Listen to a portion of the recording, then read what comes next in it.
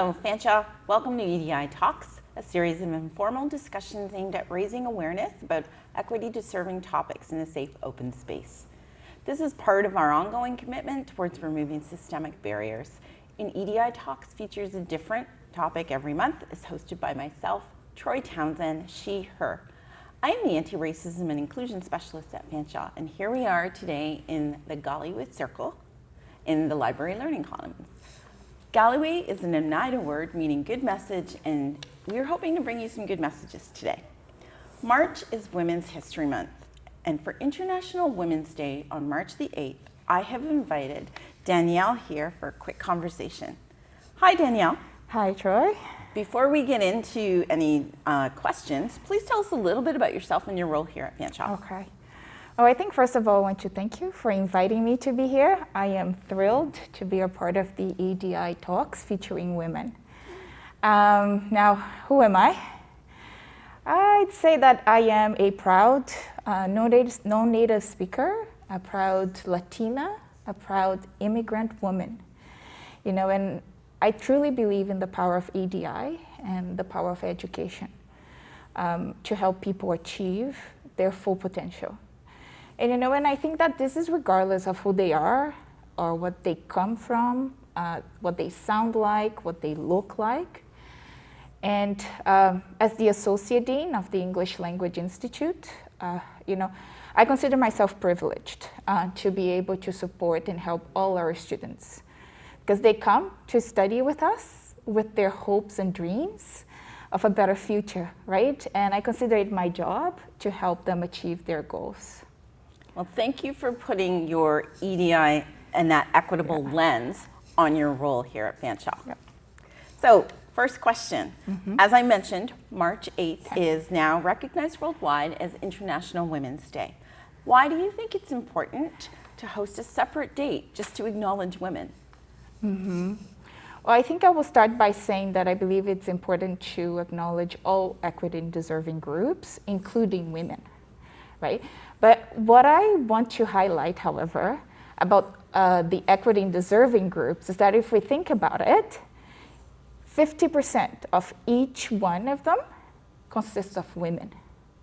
You know, this means that when we acknowledge and also celebrate Black women, Latina women, Indigenous women, right? Immigrant women, refugee women, women with disabilities, and on and on and on, we are celebrating and acknowledging all these equity-deserving groups, right? So when we host a separate date to do that, what we are doing is we're empowering not only women, right? But we're empowering all the equity-deserving groups they belong to.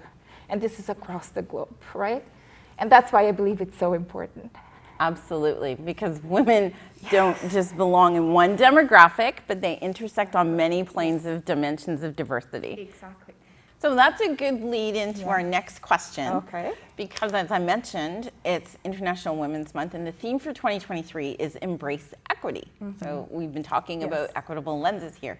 Speaking from your own experience, what equitable advances have you witnessed in the workplace during your career path, or something that you feel should happen but hasn't yet? Okay. Well, I believe I want to say that having lived and worked in different countries, I think we need to recognize that Canada is indeed a leading country in promoting equity in the workplace. You know, I have a legal background as well, and I was so pleased when I learned that Canada has an Employment Equity Act, and where we have 4 designated groups, one of which is women, right? So having said that, I believe there is a long way to go. There's a lot that needs to be done.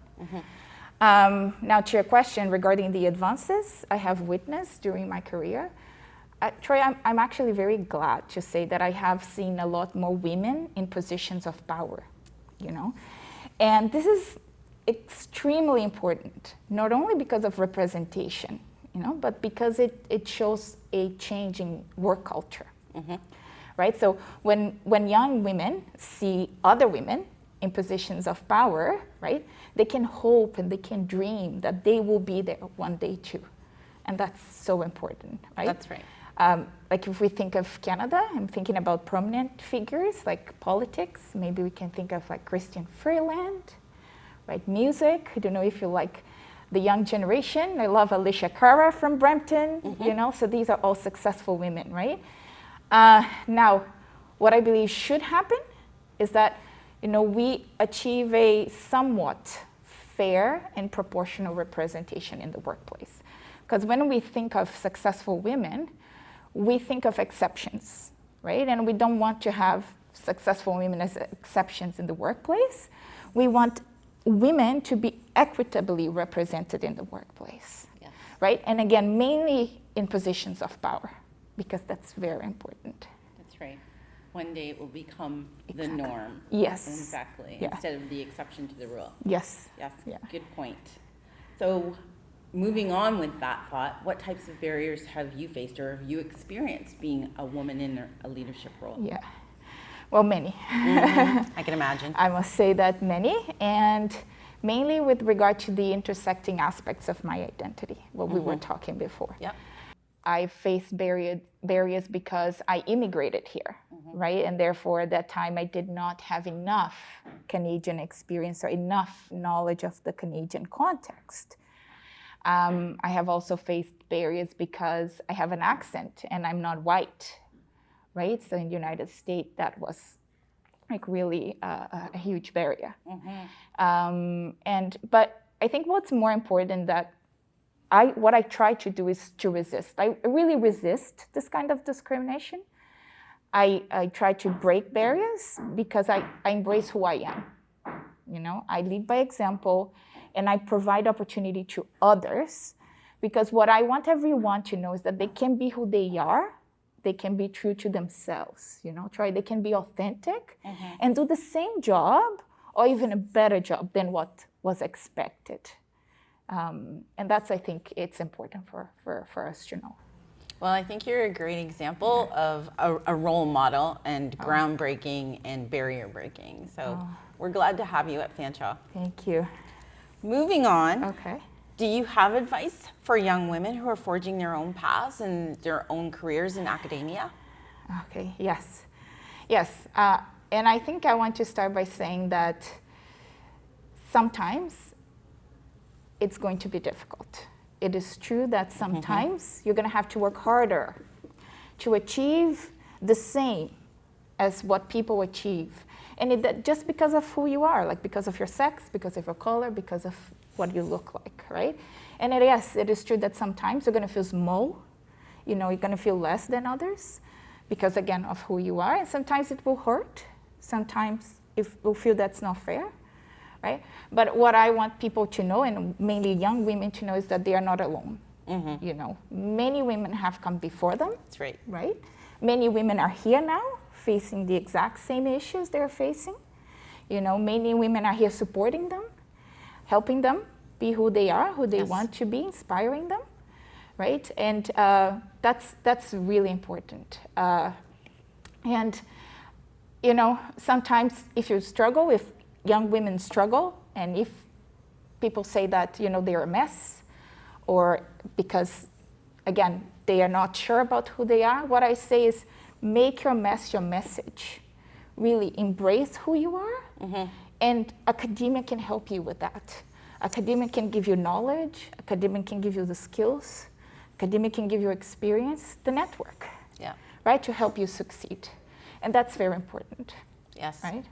Yeah, and we have to thank all of the women pioneers who came before us and opened up all of the opportunities that we have, even in this day and age. I recognize the privileges that we have that women 30 years ago did not in the workforce. Exactly, and how they inspire us, right? Yes, exactly. That's very important. Yeah, those were the trailblazers. Yes.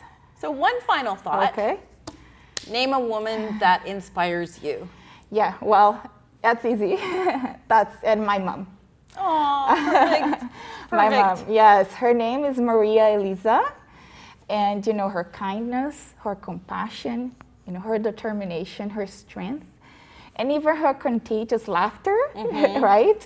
Have always inspired me deeply. You know, I have so many memories, but one in particular is so vivid in my mind. And this is when we were back in Brazil, right? So I was 6 at that time. And I remember my mom, pregnant of my young sister, Okay. taking my brother, who was 4, and I to her evening classes. She was doing, a graduate certificate in IT at that time. Okay, Yes. I'm not going to say my age, but at that time. A very male-dominated Exactly. field. Yes. And IT was not even her area. But she was doing that because she needed that graduate certificate to get a promotion. And she wanted to give us a better life. So she had no one to leave us with. My father was working, right? And she was taking us to her class. And I remember we were just having fun, going down the parking lot, going to her class, my brother and I, right? Staying there in her class while she was having classes. So this is the vivid memory I have. And looking back, really, I remember how strong she was, right?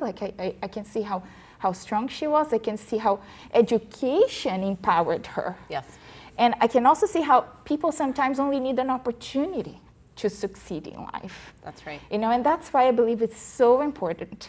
I believe in the power of EDI. I believe in the power of education. Yes. Because they truly transform lives, right? And that's something. That is something. It is something. I believe the same thing about continuous education is a lifelong journey. And you've just spoken testimony to that and how crucial that memory is to your childhood of your mom pursuing her education career. It has certainly helped shape who I am today. Perfect. Yeah. Well, that's a very good spot to end on. Okay. So thank you very much, Danielle, for joining us today. Well. I'm very grateful. And thanks to all of you for watching. And thank you, Danielle, for sharing your thoughts. If any viewers have thoughts or questions that you would like to share, please feel free to reach out. Our email is simply edi@fanshawe.ca. You are welcome to join us again in April when EDI talks sexual assault awareness. So on behalf of the EDI team, take care of yourselves and each other.